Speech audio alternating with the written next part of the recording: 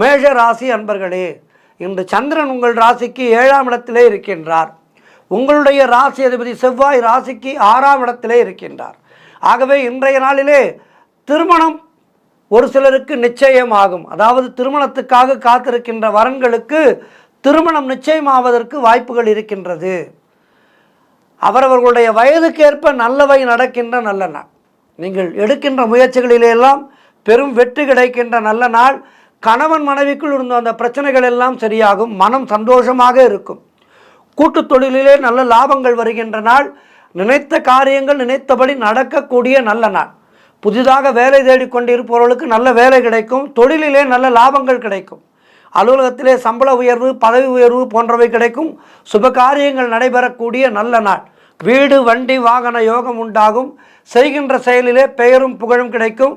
நண்பர்கள் மூலம் அனுகூலம் உண்டாகும். தொழில் முயற்சிகள் எல்லாம் பெரும் வெற்றியை தரும் அற்புதமான நாள் இன்றைய நாள்.